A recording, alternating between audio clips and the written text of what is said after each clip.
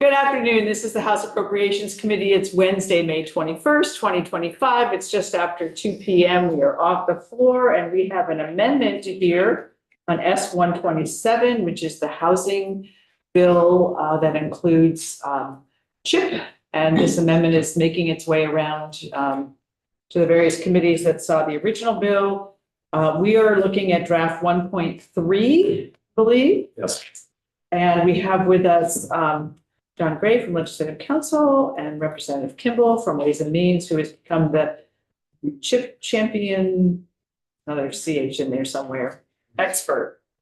I'm sorry, I couldn't get anyone. The CHIP jump, okay.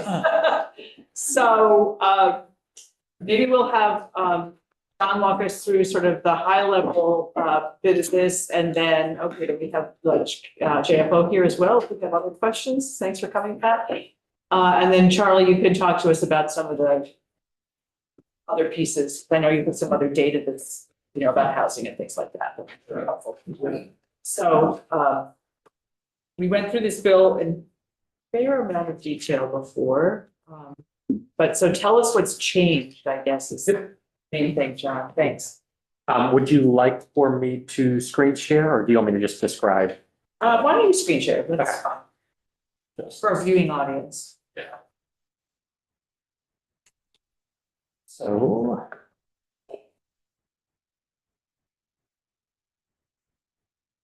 There we go. I'll make it a little bigger. Maybe. Right. So just a handful of changes in the proposed amendment, and I'll just go them by item if that works for you guys. So the first change is going to be on page 4, I believe. Yes, and this is a non-substantive change. This is just aligning more closely the actual reference. So this previously said middle income housing. It's now mixed income housing because you can target these to folks at different income levels. And if you think about having a 20% requirement, as you see in the definition of mixed income housing development, you can imagine that some are targeted to particular income and the remainder it's not. So just some tonal shift in the language there from middle to mixed.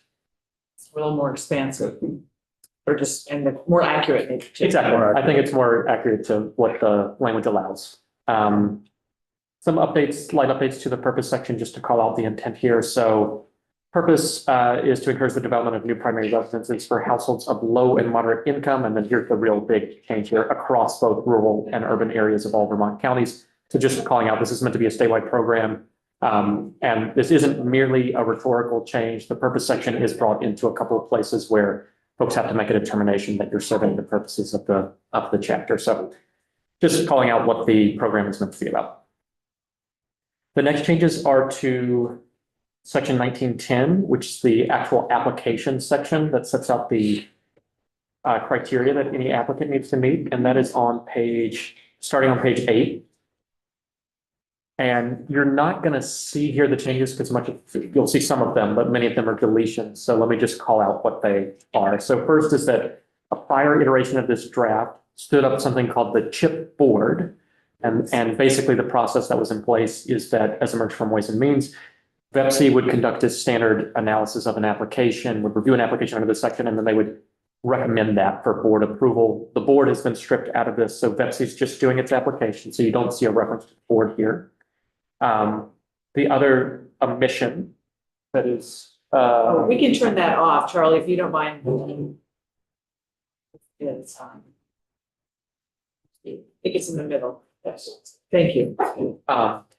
The other omission here is that it used to be on page 10, preceding the project criterion section, that we had a location criteria section that spelled out permissible areas in which to have projects. That has been stripped.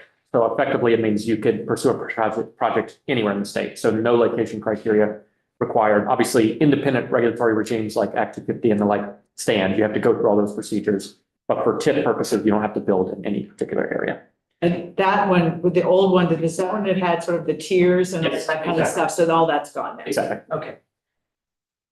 Conforming changes for middle to mixed here.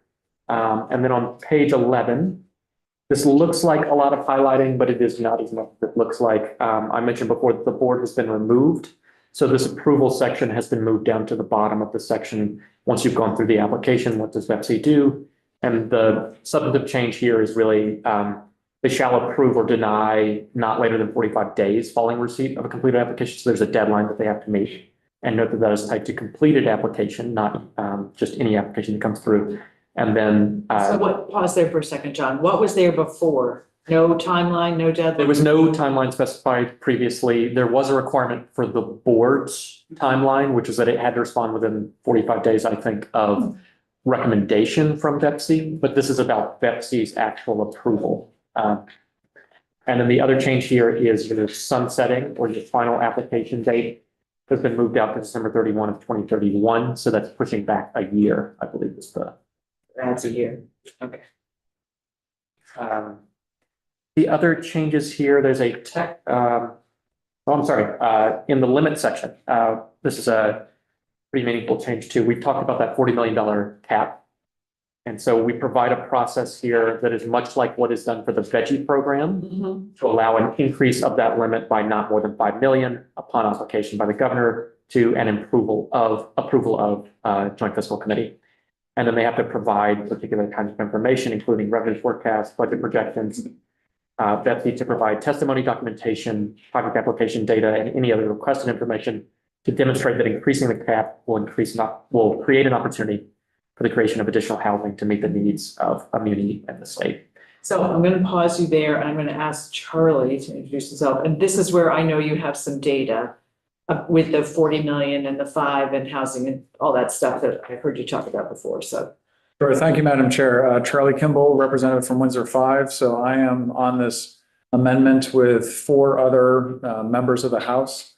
And so this particular change is recommended by the group in response to the concerns that the cap was not high enough, that there wasn't enough money available through it. So as we do the math and work backwards from what is the $40 million initially anyway, remember that is the tax increment that is retained over the life of a project.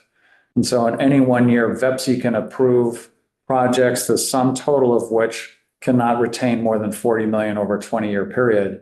Working backwards, that equates to about anywhere between 145 and 240 million dollars in improvements that are made at that time. So with that project in mind. So that's a substantial amount of investment that would occur. Now, that does not mean that TIF is providing all the money, in this case, CHIP, is not providing all the money for the construction of housing units. TIF and CHIP are specifically limited to the construction of infrastructure. And as we've talked to different housing organizations, the estimates are from anywhere from 2,000 to 7,500 units. Per year or total? It's not per year, according to a clarifying conversation this morning, but to add at least a 30% increase in the construction of housing. Our highest year ever for construction of housing was in 1988. And that was 4,800 units constructed in that year. So if we're adding, say, 2,000 a year, which is possible, and depending upon who you're going to ask and what assumptions are in there, it's a substantial increase over what the current housing starts are. So I've also had different. That's just housing starts under CHIP, not other housing starts that are happening that don't have anything to do with CHIP. That's right. So CHIP is not going to be the right tool for every project. So it is going to be the right tool for many projects, but it's just another tool in the financial tool chest, if you will. So it can be meaningful and what it can contribute. But this particular change is similar to what you've seen in the Vermont Employment Growth Incentive, which is also a tax incentive program that's administered by VEPC. They have a $10 million annual cap. But what actually gets paid out after the 9-year process of somebody going through veggie is only about $2 million a year. That's a different reason why it's only $2 million a year. There's only been one time that I know of that VEPC has asked for an increase above the $10 million cap. That was a few years ago. So the number of new jobs that they were approving for the tax incentive were actually had a value over $10 million. So in this case, we're looking at an increase of 5 million. in that same construct of 5 million of lifetime increment retained from the projects approved in that year. Okay. That help? Yeah, just wanted, while we were on that section, to have translated, what does that mean for houses and things like that, so. Yeah. It's not 40 million of housing, it's this No, is the increment part of. Yes, and it's just the increment of that 60 or 80% of the property taxes are resulting from that. And remember, the other side is the municipal entity is receiving 85% retention. That's not included in this approval. That's a totally different thing. Yeah. Okay, thank you. Back to you, John. So the next piece here is just a technical cleanup in the indebtedness section. This is on page 12. So previously in subsection A and in subsection C, we called out the ways in which the housing development site, which is where that OTV is set and where construction for the housing development occurs, when that ends. And the two times in which it can end is one, once your debt is retired, your site would go away, just like it would happen for TIF districts. Or if you don't incur any debt, then your site goes away as well. In both cases, it terminates. If you fail to incur any debt during the debt incursion period, then it's over. Previously, this was just split across two subsections, and it could be read to create a conflict because it specified that the housing development site would terminate 5 years after the creation of the site. But if you had received an extension of 3 years, then you could have accidentally terminated the site prematurely. So what you see on page 13 is just simple reference to explain exactly how this works. Subsection D, the housing development site shall continue until the date now where the indebtedness is retired, or if no debt is incurred, the debt incursion period ends. And we call out debt incursion period in subsection A. So this is not a substantive change, it's just a clarifying change. Sorry, That's okay. We're glad you're I'll see you more too. So. here. Okay, The next change is, I believe, toward the end of the draft for rulemaking. We're looking at section 1910F, bottom of page 21 and running onto page 22. And there are a few things to call out here. I'll start with the thing that is omitted because it's language that was deleted. We previously had a subsection that said draft rules that BEPC was producing for this program be sent to the Joint Fiscal Committee for their review 45 days prior to pre-filing with ICAR. That's been removed, so quicker process permitted here. And then the other changes you see, first, you'll recall on the House floor, this concern about the political sensitivity of the use of the word blight. That's been updated to reference vacancy or dilapidation. And just to call out what this is tasking BEPC with rulemaking to govern its prioritization of applications because there's a cap in place. So it needs to think about particular things when it develops that prioritization process. One of them would be this vacancy or dilapidation. and is this also linking back to the purpose section, right, which is Yes. about urban and rural across the whole state, so. Exactly. So Windsor County doesn't get all the housing. Exactly. If you, To pick on Windsor. We might. I'm sure. Wayne, Line, so labor sheds, it's on page 22, lines 4. What's the labor shed? That was in the original House Ways and Means Amendment, and labor sheds. We had a lot of discussion about whether or not it was necessary to locate housing close to job centers. That it made the most sense from a transportation and environmental perspective that housing should be located close to those centers.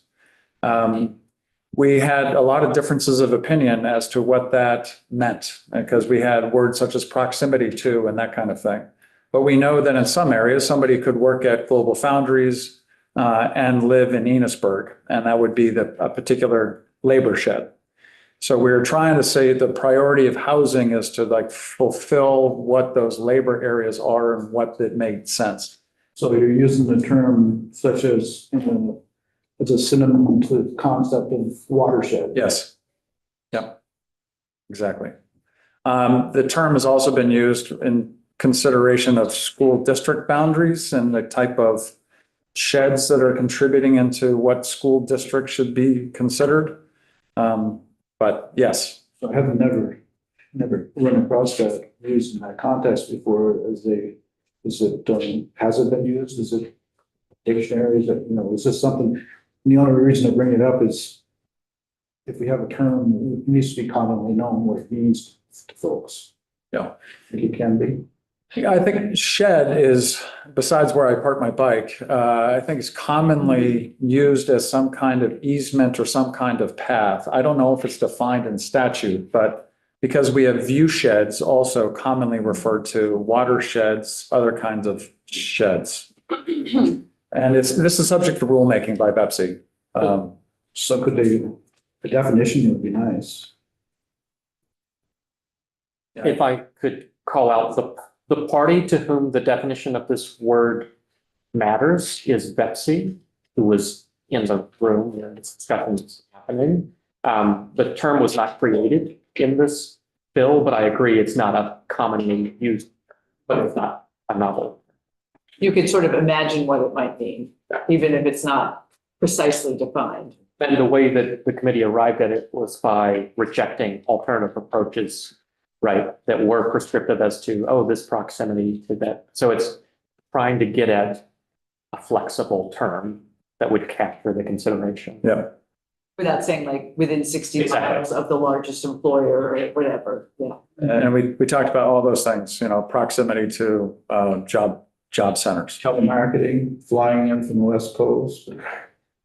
You could, We're not gonna build houses in California. It's fine. I just like, you know how I. Yep. Like the.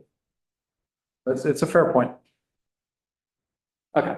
Good job. The third piece here, the third specific directive in the rulemaking section is to, on line 7, supplement the Buckford test, giving due consideration to any rulemaking undertaken to supplement the Buckford test for existing Title 32 TIF districts. So this is saying to Betsy, if you've undertaken rule taking to build out the Buckford test that you currently use for TIF districts, give that consideration as you build out the Buckford test for purposes of this program. And so if they want to use rulemaking to expand on like housing specific ways of addressing the Buckford test, they could do that through their task with looking at this.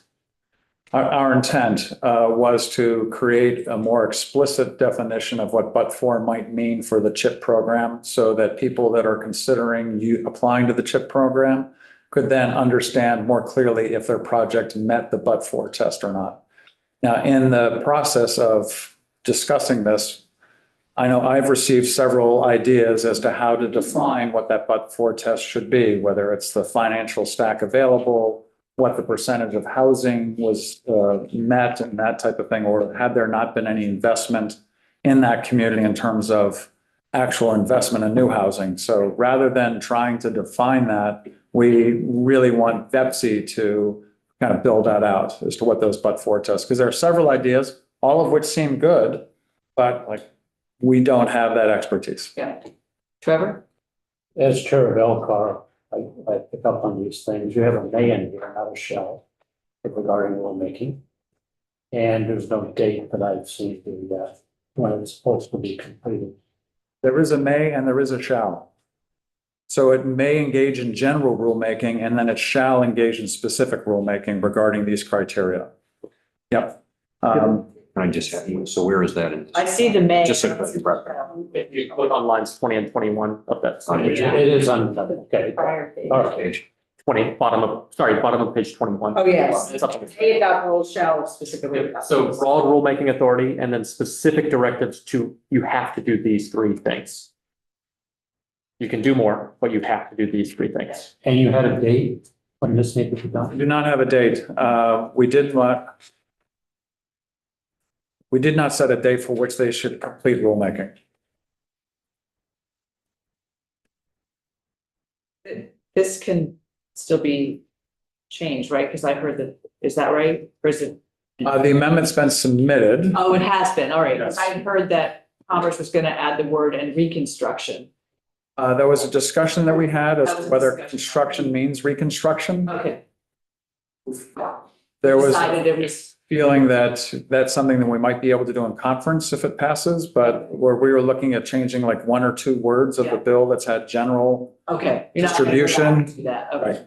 Yeah. That makes sense. All right, Wayne? So the but for, the intent of that is to allow for exceptions. No, it's to actually more clearly call out how you're going to meet the but-for test. So what, I guess we just explain the but for test. Explain the but for test. So I'm going to defer to council. Okay, so what the specific directive there in rulemaking to do is to supplement the but-for test. So in rulemaking, you would not create rules that contradict what is in statute, right? The statute would then trump. So let me just scroll up to the actual test itself. Glad I deferred. I wouldn't have thought.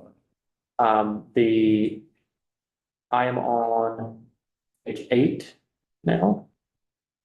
The but-for test is in subsection B, and what it requires is VEPC to determine whether the infrastructure improvements and the proposed to serve the housing development site and the proposed housing development would not have occurred as proposed in the application, or would have occurred in a significantly different and less desirable manner than is proposed, but for the proposed utilization of the incremental revenue. So would this not have happened or happened in a significantly different form if you didn't have access to these incremental revenues? And then VEPC is directed to take into consideration particular pieces. So the review shall take into account the amount of additional time and cost that might be required if you didn't have this financing. They have to take into account how the proposed housing development components and size would differ, including in relation to if you have affordable pieces of that, right? So would the project be a different size or cost substantially more? Would you not be able to include affordable housing if you didn't have the financing?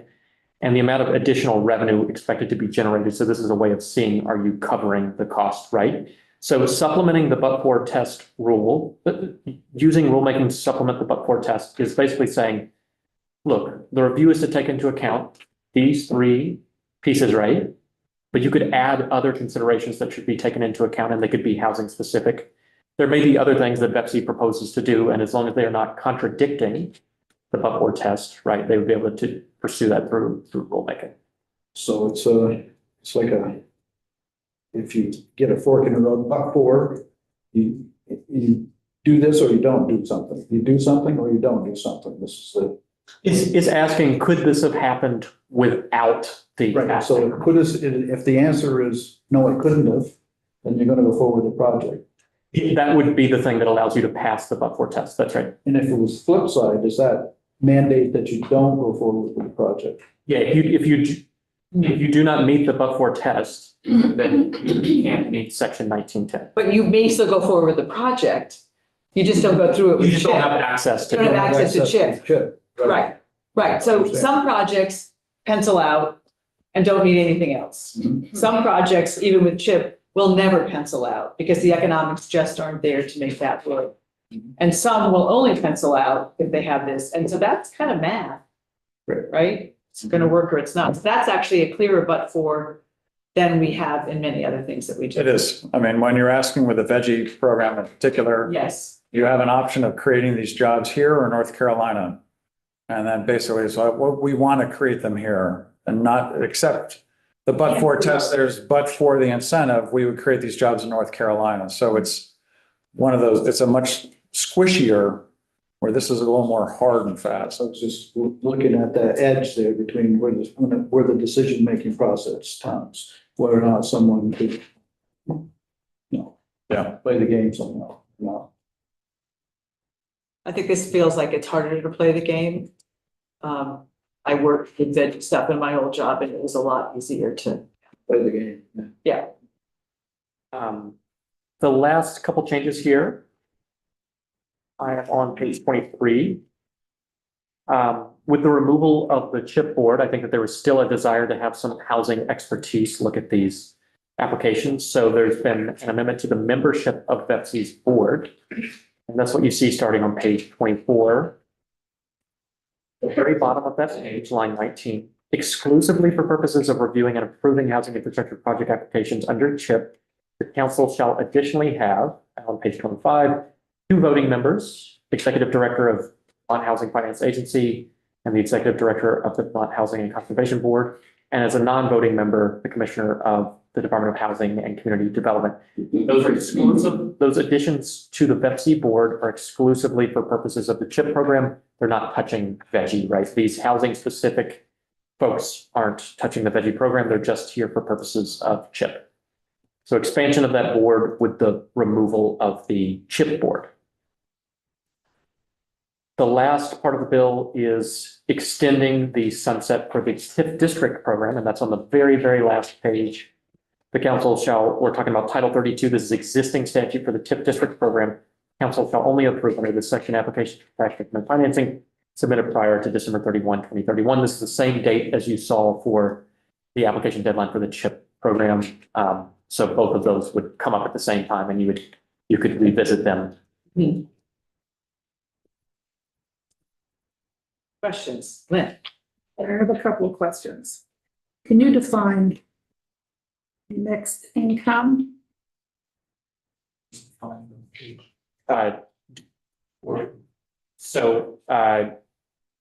Are you asking for a definition of what the specific term mixed income means or what mixed income housing means? Yes, mixed income. You're using that to indicate the kind of housing that you're going to be. So I will screen share real quick. Page 4. Yes. Yeah. So mixed income housing is housing subject to a housing subsidy covenant as defined in Title 27 of perpetual duration. What I will call out, and I can pull up that statute if helpful, but the Title 27 definition of housing subsidy covenant doesn't target a specific income level. It's basically a covenant that you can use to target specific restrictions. So if you're in your municipality, you wanted to pursue a project that used a housing subsidy covenant to target low income, you could do that with this. If you wanted to target middle income, say 150% of area median income, you could use a housing subsidy covenant to do that. So it is a flexible approach as opposed to some of the previous affordable housing constructs that said it's got to be 80 or 120% of AMI, right? This allows them to choose what that income level is. But note, you have to have that housing subsidy covenant. It has to be of perpetual duration, right? So this is forever affordable to that income level that's specified in the housing subsidy covenant. And importantly, in the definition of mixed income housing development, it's not the whole of the development that is made available for these purposes, right? It's a housing development of which at least 20% of the units are mixed income. So the way to think about this is to access the enhanced incentive, that extra 20% education property tax increment, your housing development needs to include at least 20% units with a housing subsidy covenant of perpetual duration attached to them, targeted to the income levels that you want to pursue in your area.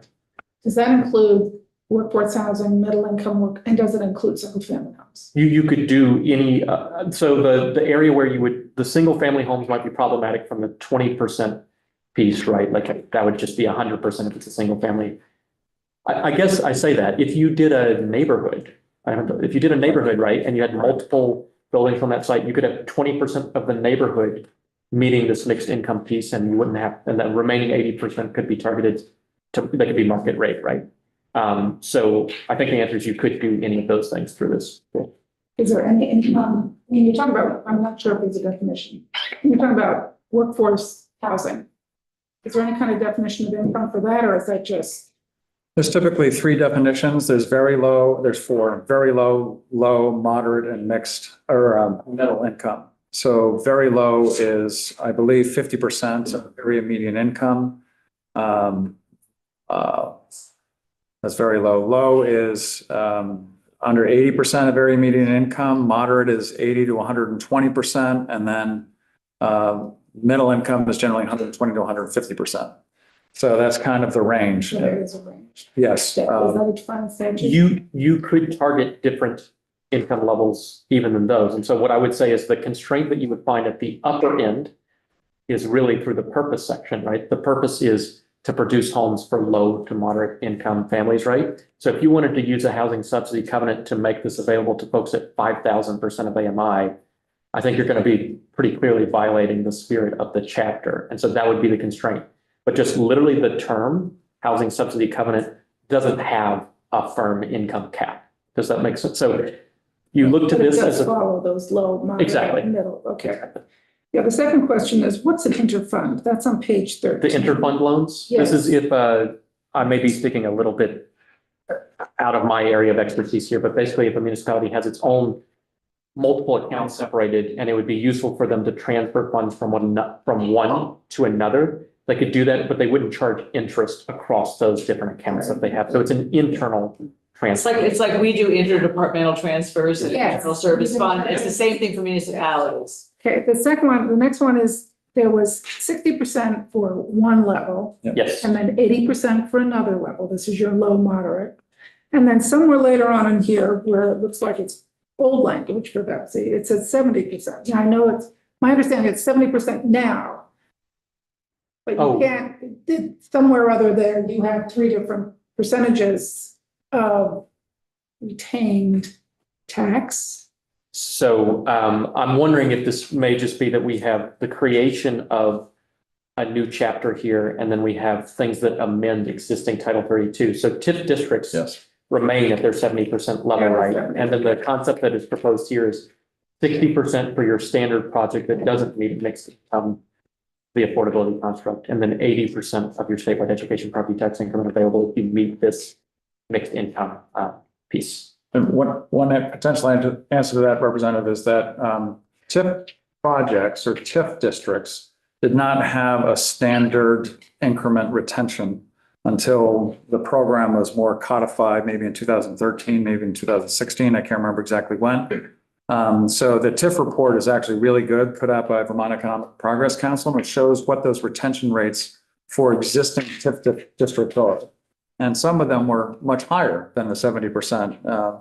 Even there was a Winooski, before it retired all of its debt, was at a 98% retention rate. And that was effectively to pay off the debt quicker. Okay, let me go back. Yeah. Retention rate applies to what? The property taxes, The right? property- So this whole thing is about the retention of the education property tax and the municipal property tax. So that's what the retention is, the retention of that percentage. Okay, so I was never really aware that they had a retention for the ed fund. That was always there. That's what gave it Yeah. life, Yes. because the ed fund is that much bigger in Yeah, I terms think of. Reggie preceded the ed fund, actually. Winooski, the ed fund started in 1997, so I don't know about that. So it may have. Maybe not. Anyway. Yeah. The other last question, now, I have one more question. Sunset, you say, is going to be in 5 years. December 31, 2031, so 6 years Yes, from. well, close enough. The point of it is that I have heard, and it's been discussed, that there's sometimes, some communities have to go 10 years just to get the stuff organized, to see, this is to do the tips. Yeah.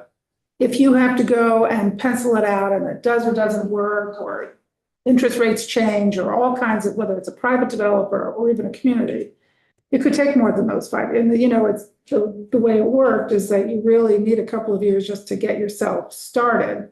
Yeah. So is 5 years going to be long enough, or 6 years? Well, there's two things to that. One is that Pepsi has the option of extending that initial debt incurrence period by 3 years. So that's the 8 years. The second part is this is really intended to be a much more streamlined version of TIF. So there should be one incurrence of debt, theoretically. There might be two, but it's really intended not to be as extensive as TIF is. So where you see some communities with a TIF district going out several times to their voters to say, we need to approve this bond for this next phase and that kind of stuff. And then a lot of TIF districts have phase filings according to what's going on. Those are complex. Hartford has a phase filing. Killington has a phase filing. I'm not sure about the Burlington waterfront. That's anyway. So there's all kinds of different TIFs as to how complicated that is. So this should have the ability to be fully funded if it's more succinct within that 5 years or with 8 years total.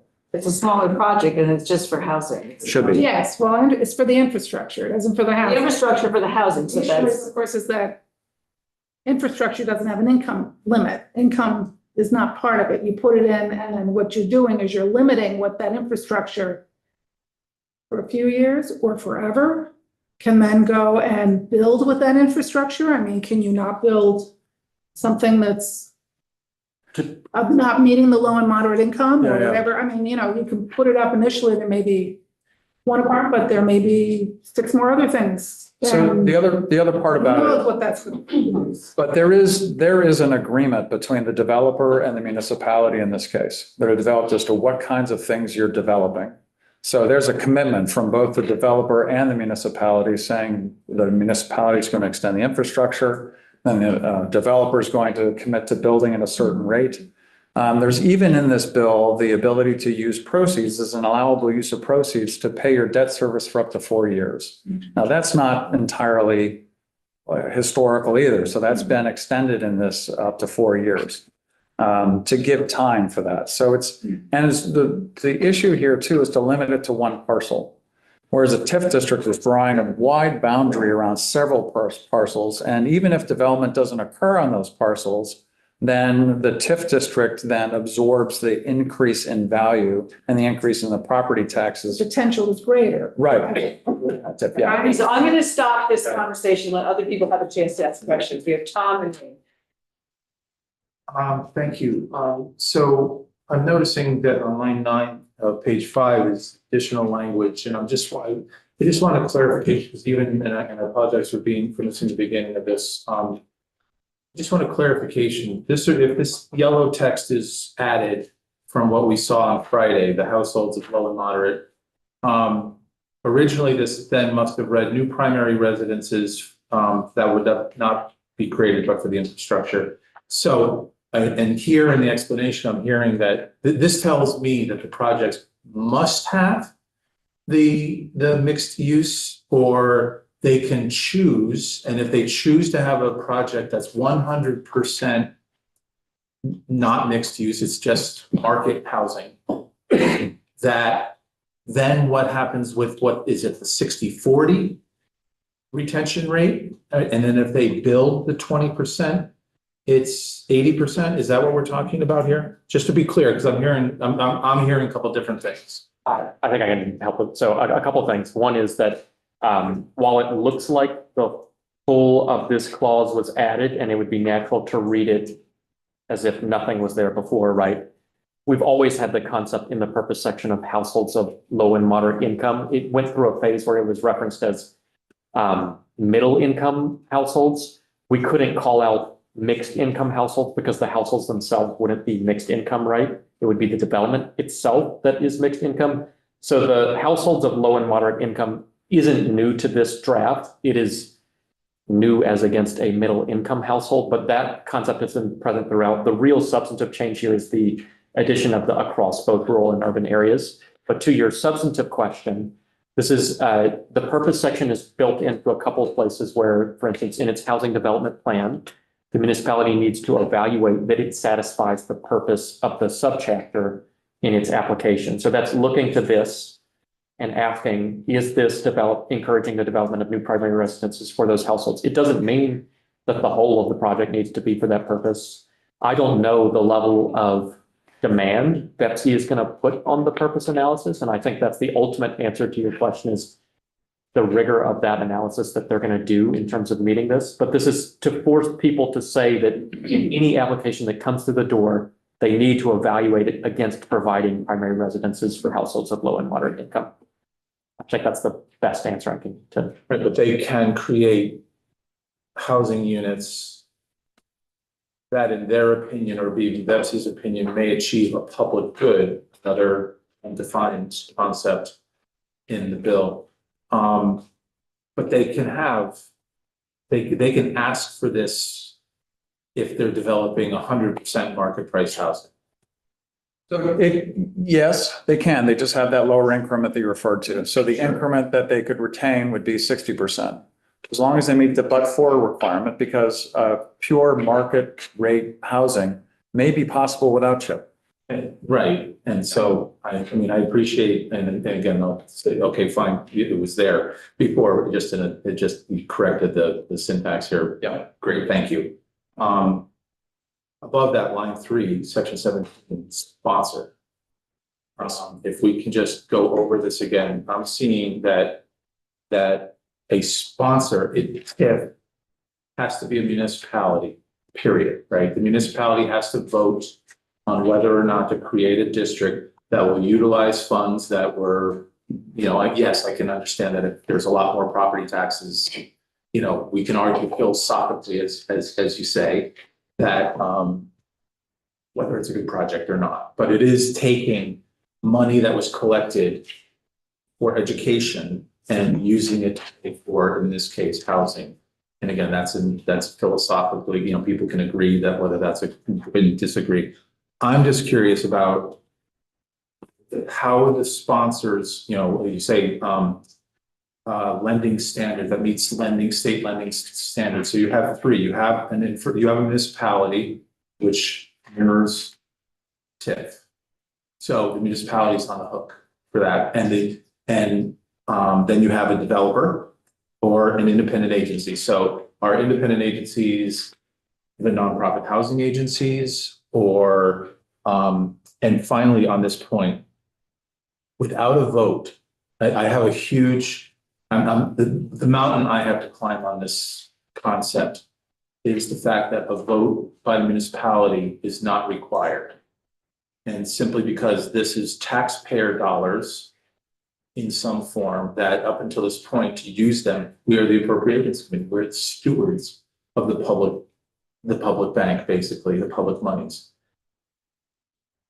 What loopholes or what problems can we find, can we anticipate when municipalities or whoever's making that decision without a public vote on public money? So if you could just separate out the three again, what that means for lending standards, and then please try to, at least make me feel better that this is a process that is being watched like a hawk as opposed to having a public vote on it. I know there's public meetings, but TIF exists because of the public vote.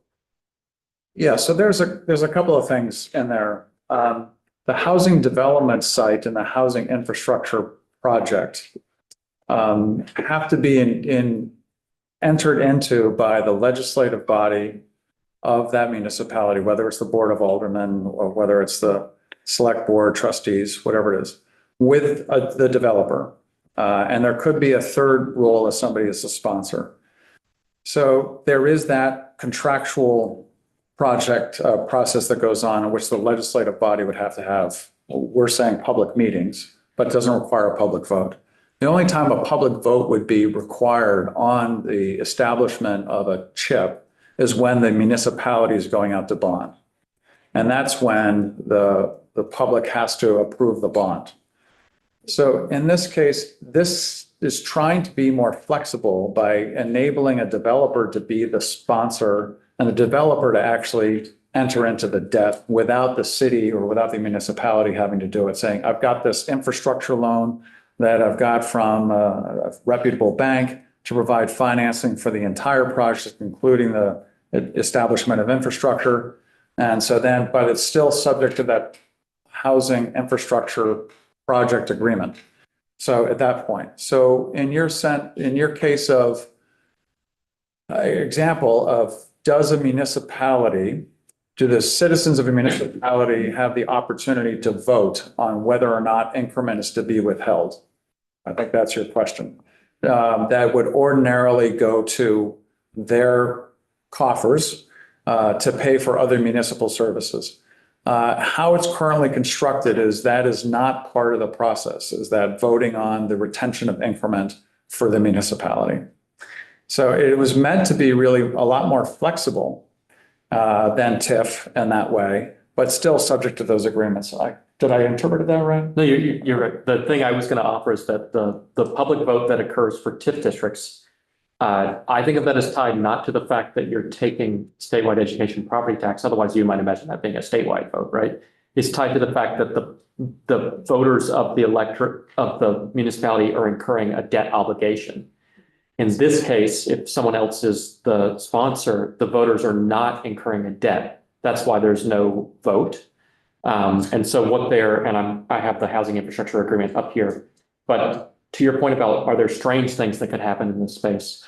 One of the safeguards that's built into the housing infrastructure agreement is to say that through the contractual negotiation between the municipality and the developer, and if they happen to have this third-party sponsor, that they obligate the tax increments retained for not more than financing and related costs. So what this means is you can only use the increment retained for the traditional use. The developer can't use this agreement to negotiate for uses of the increment beyond what they're meant to be used under the TIP program, if that makes sense. So trying to find ways to ensure that you aren't accidentally somehow siphoning that increment to something else. But the public vote, I think, for TIP districts is really about tied to the incurrence of a debt obligation, which they wouldn't here be doing. If someone else is the sponsor, all they're obligated to do is to provide that tax increment to pay back the financing for the developer. And if they received no increment, right, then the developer's not getting, right, they're not getting there. All right, I'm gonna move this along, and I've got Wayne and John, and then we'll try to wrap it up. So top of page 4, perpetual, again, the last time I mentioned this, perpetuality, an awful long time. And, normally, if you're building a house, houses have lifetimes, buildings have lifetimes. I know in the mortgage industry, there's a lifetime. So, and given that this is an investment, monies are being invested in this, what kind of conversation did you have around the choice of the word perpetual rather than having some limited time period that was, say, associated with the longevity, the usability of the property for the purpose, or the expected lifetime of the investment? Yeah, if we look, and I'm not going to ask you to pull up the statute, but under the covenants, and that what exists in statute is that they could be of different lengths of time, or they could be for the perpetuity for that particular housing project. Where the Ways and Means Committee felt, and remember, this is not anything that we're amending from these 5 members. Ways and Means Committee felt that if we're creating housing that is supposed to be affordable in a mixed income environment, that we want to make sure those state dollars are being used to ensure that there are primary residences for people for the long term. That's the real thing, not for short-term rentals, not for second homes, not for that type of thing. So 100 years from now, the covenant still is in place, it's perpetual. And if the house is gone, Yeah, we'll all be dead by then. I'm not gonna have to worry about So that. here's the thing, if we ever finally get a law on the books about CHIP, which we've been talking about my entire time that I've been in this legislature, we can amend the law. But if we don't get a law on the books, we're gonna be doing this every year for the next 100 years. In perpetuity, Wayne. Okay, John. I have no questions about perpetuity.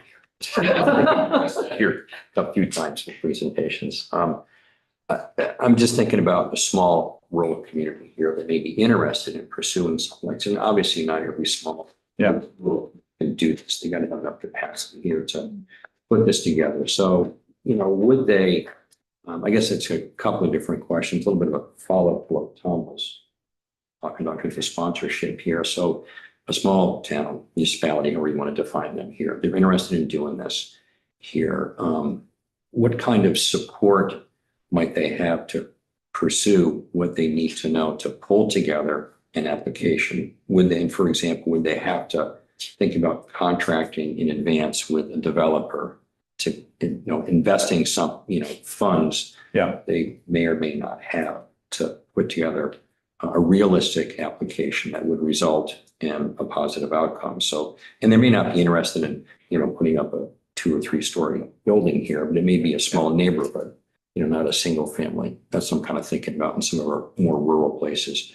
Small, neighborhood here. I'm not sure what that would look like in terms of how many structures here, but did you talk about that at all? What might be available for small rural communities? They want to see more housing, clearly. Right. Here, we have a lot of communities, like, I'm just going to use Burke as an example here, and there's others out there too.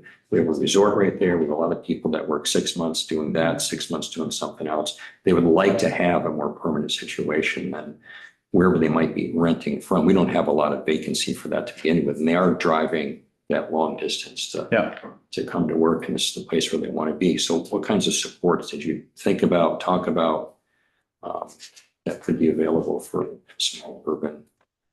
It's a fair question. I think there's 2 answers to it.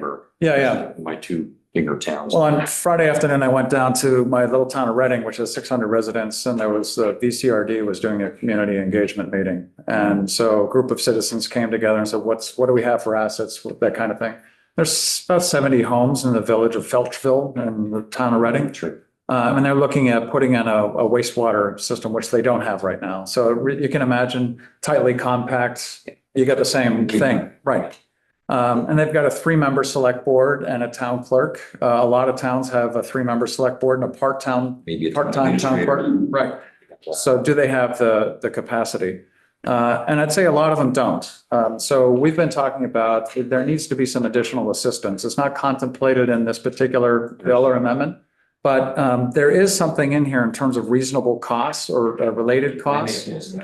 That is that they might be able to work with a different housing organization or maybe a regional planning commission. And when you're talking about the definitions and related costs, means expenses incurred and paid by a municipality, exclusive of the actual cost of constructing and financing improvements, are directly related to the creation and implementation of the housing infrastructure project, including reimbursement of some, blah, blah, blah, blah, blah, blah, may be included departmental or personnel costs.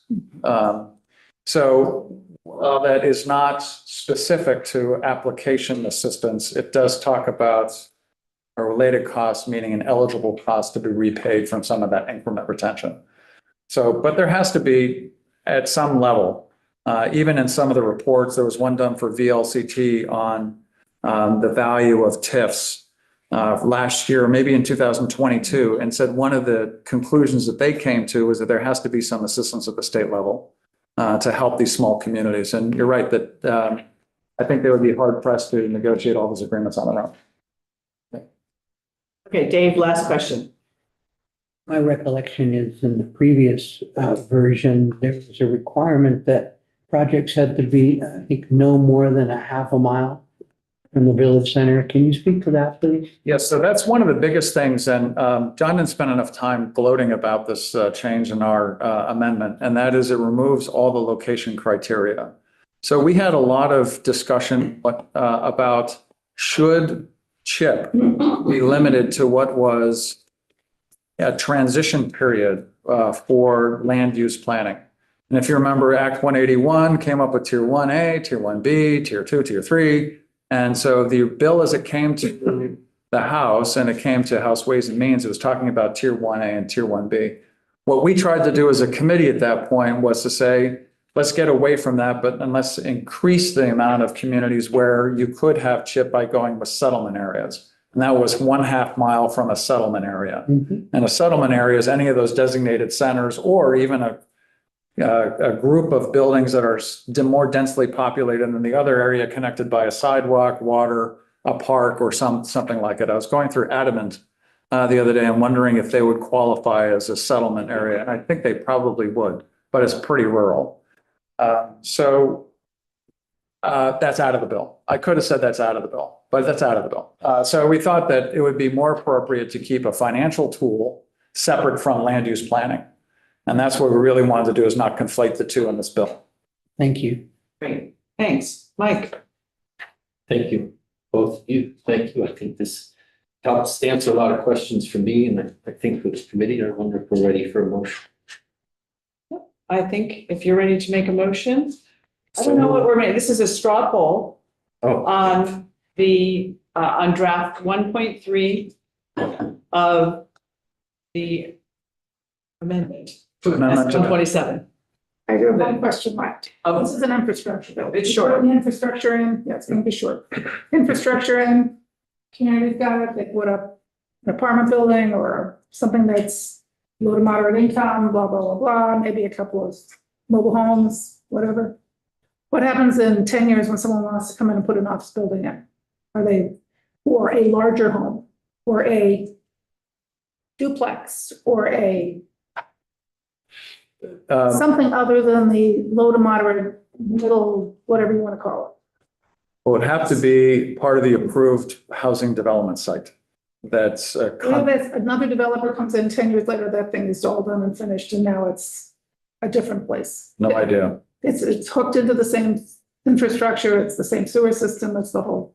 To be clear on the infrastructure, there are no prescriptions in the program as to uses of the infrastructure. So you could put in infrastructure that is aiding a project you want to do, but it could also be available to other For uses. everybody else, yeah. But it would, you know, if you created a private park, I guess you can't do that in this concept. The infrastructure doesn't have prescriptive uses in the program. But you can add on to it anytime to something else that's not part of that original. This only applies to the original development that's right in here. So probably the best example is if you had to extend a water or sewer line for a particular project they wanted to build, and then somebody just down the street wanted to also put in a new development that required use of that extended water or sewer line. Yeah. There's nothing that would prevent it. There's nothing to prevent it. Now, would that Wouldn't other prevent- parcel be subject to tax increment financing? Not under this proposal. The second one. The second The one. second, third, fifth, whatever. Right, it can, yeah. All right. Yeah. Just curious. Okay. If the clerk is ready, please call the roll. It's on the straw poll on the amendment. We will be reporting it tomorrow.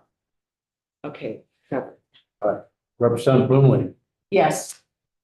Representative Dickinson, Close but no cigar, no. Representative Harrison. No. Representative Consenska, no. Representative LaRoche, No, but much better. Representative Rowicki, Yes, getting. Representative Nigro, Yes. Representative Squirrel, yes. Representative Stevens, Yes. Representative Yakavoni. Yes. Representative Shaw. Yeah. So, I'm just curious as to what would have made it more palatable. Because it came out 10-0 in all the other committees, so I'm just curious as to what's different here. There's another amendment potentially coming. Adds a couple. Rural caucus. Yeah, but what are the tweaks? What's different about it? Working on that today. Yeah. But I'm just curious as to what. whatever shows up, What wasn't enough on this, was missing. I think it's missing is related to the question I asked here. Support to put the applications together here. The answer, good, give me a good answer here, Charlie, here, but I think there just needs some more specificity for that, because our rural communities just aren't going to benefit from this. They don't have the capacity To do it. That's my concern. Mhm. And, you know, in Burke, for example, we're not looking at bring up 25 new homes here. In other places, it makes a lot more sense. We've got the labor shed in places. So it's a good thing for those areas there, but I don't think it serves the entire state. And there's limitations on this. We do realize that here. But we just have no regular housing. It's at zero. We're losing people because of it. And it's hard to find. And then we people. have Greensboro, which votes down a housing project. And Westford, which had a fully federally funded wastewater program, and they voted it down. People don't want low and middle income. It's not always that. The wastewater treatment was not. Yeah, there's a lot of NIMBYism. Yeah. There's quite a lot of NIMBYism. From my perspective, I don't want to block this bill. No, I want this to happen, right? Perpetual sticks in my craw. Perpetuity You know is- why? Yes, it's a long time. It's a very long time and a lot of things can happen, right? And when you're the one on the receiving end, you get to that day and it's perpetual. Yeah. It's trouble. So little things like that. So, you know, I'm just urging my vote, my no vote is urging to try to. Yeah. Well, it's going to a committee of conference, so. Yeah, right. but if we go into the committee of Congress, you understand what we're saying, right? Right, which is why I'm asking the question, so people who are in the committee of conference will have a better understanding of what's. with the perfect. I don't like Either this. good. I don't like the sunset. Perpetuity in the sunset. I don't think it's practical. I think it, you know, we do it with Deji, we extend it and extend it and extend it. I mean, you know, just, and it, but for, we're not building it anyway. There's no but for. Of course, you're not going to build it without some kind of help or some kind of ability to get infrastructure. Infrastructure is the key. Yeah, I mean, on the sunset, and I know you're past, thank you for your support.